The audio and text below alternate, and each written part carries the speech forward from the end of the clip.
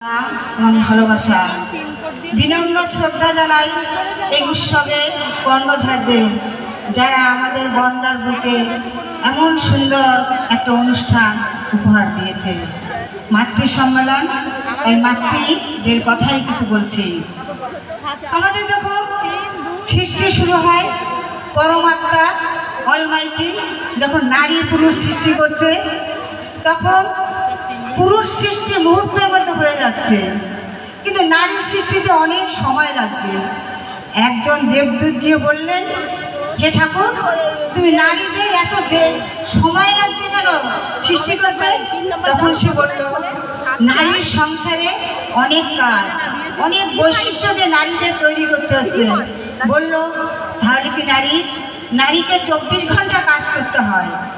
তাহলে বললো, নারী কি 24টা হাত থাকবে? বল, না না, 2টি হাতই থাকবে, কিন্তু সে হবে অসীম ক্ষমতার অধিকারী। তার হৃদয় থাকবে কোমল, মন থাকবে কোমল, কিন্তু সে অসীম ক্ষমতার অধিকারী, বিনম্র, সমস্ত কিছু তাৎক্ষণিক মাধ্যমে সমস্যার সমাধান সে করতে পারবে।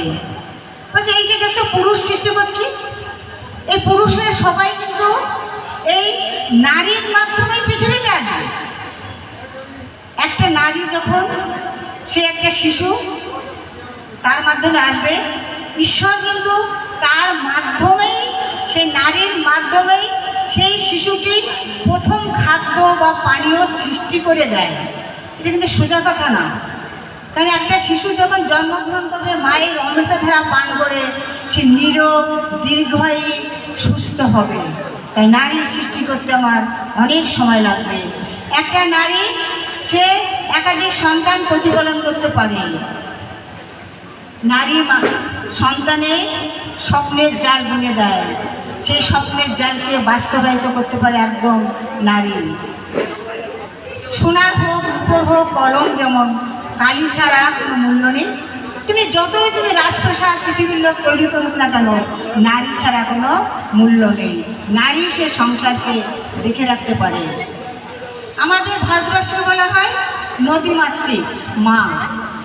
সমস্ত নদীর নাম কিন্তু মা দিয়ে।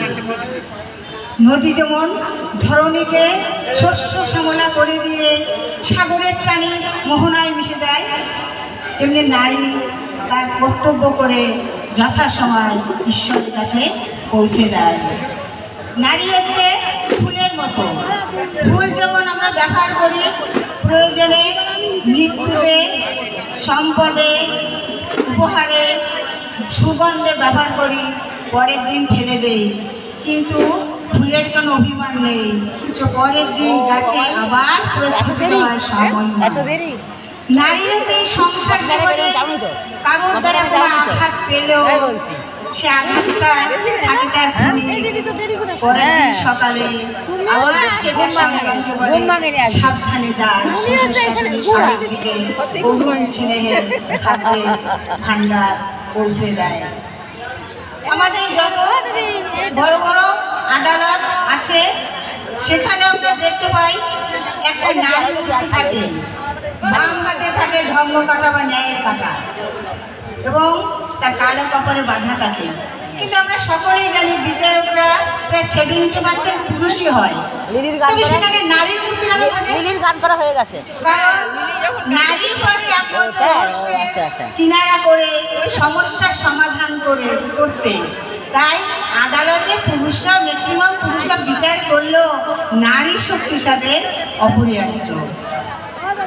নারী একমাত্র সব থেকে বড় যোদ্ধা সংসারের জন্য, সে সন্তানের জন্য সব কিছুই করতে পারে। নারী জীবনে, পৃথিবীর জীবনে অমূল্য সম্পদ। আমরা কেউ কেউ বলে থেকে প্রবাদ বাক্য আছে, নারীর কোনো গৃহ নাই। কে বলে নারীর গৃহ নাই? নারী ছাড়া কোনো গৃহই হয় না। নারী কবির ভাষায় বলে, তুমি না হলে মিথ্যা হতো কাননে ফুল ফোটা, তুমি না হলেও মিথ্যা হতো চন্দ্র সূর্য ওঠা। হে নারী, তুমি যখন এসেছিলে সবাই হেসেছিল, তুমি কেঁদেছিলে।